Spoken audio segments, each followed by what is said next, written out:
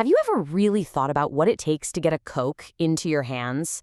I mean, it doesn't matter if you're in New York, Nairobi, or Nepal, it's just there. Well, the journey behind that one drink is one of the most mind-boggling logistical puzzles on the entire planet. So, how in the world do they pull it off? Let's dive in. Okay, first, let's just try to wrap our heads around the sheer scale of this thing. Every single day, Coca-Cola sells 1.9 billion servings of its products. Yeah, you heard that right, 1.9 billion. That number is so huge, it's kind of hard to picture. It basically means about a quarter of the entire world's population has a Coke product every single day. And get this, they're doing it in more than 200 countries. We're talking from the biggest, most crowded megacities to tiny remote villages. The company has somehow built a distribution network that's more widespread than pretty much any other in human history. It's just everywhere. Which, of course, brings us to the big question, right? How is it even possible to manage a supply chain of that magnitude, day in and day out, without the whole thing just collapsing under its own weight? Well, the answer really starts when you understand the absolutely massive challenges they face. This isn't just about moving bottles from A to B. It's a constant daily battle against chaos, waste, and total unpredictability. You could call it their global gauntlet.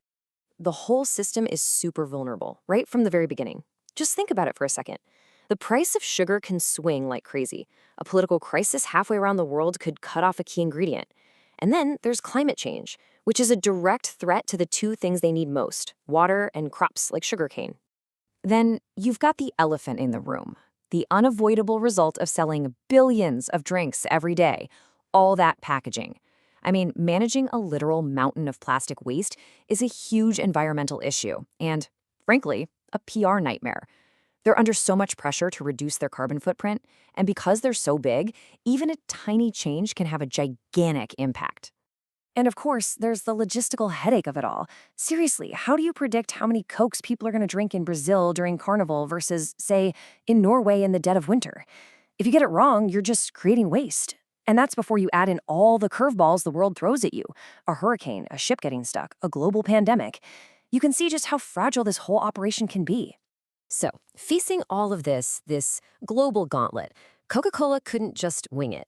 They developed a whole strategic playbook, and it's not about one single magic bullet solution. It's a whole mix of different strategies designed to make their massive supply chain tougher and a lot more responsible.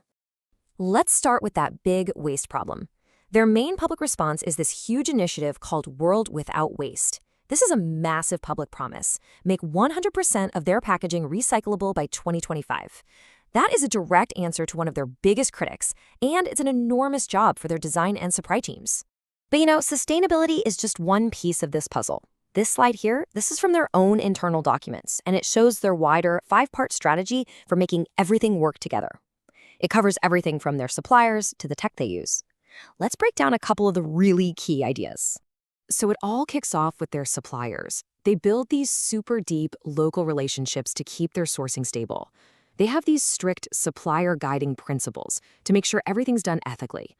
And they're pouring money into their own factories to use less water, with this really ambitious goal of becoming water neutral, which means they plan to put back all the water they use in production.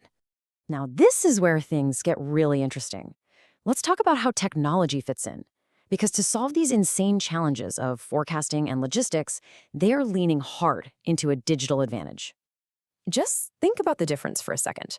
The old way of managing all this stuff, it relied on experience, looking at past sales, and honestly, a lot of educated guesswork. The new way, it's a total game changer. They're using artificial intelligence to predict demand with a kind of accuracy that was just science fiction a few years ago. And this isn't just some idea on a whiteboard. They are really using AI right now to forecast what people want. They're tracking their inventory in real time, from the factory all the way to your local corner store. They're using super smart software to run their warehouses. They're even rolling out fleets of electric delivery trucks, which tackles both efficiency and their carbon footprint at the exact same time. And all of this really points to a crucial idea about logistics on a global scale. The work is never actually done. There's no perfect final solution that you can just set and forget. It's a never-ending quest for efficiency in a world that just will not stop changing.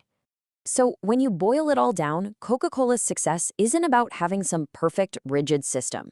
It's actually about building a system that's designed to bend and adapt. It's about a culture of nonstop, relentless innovation. Because at this scale, the second you stop improving is the second you start to fail.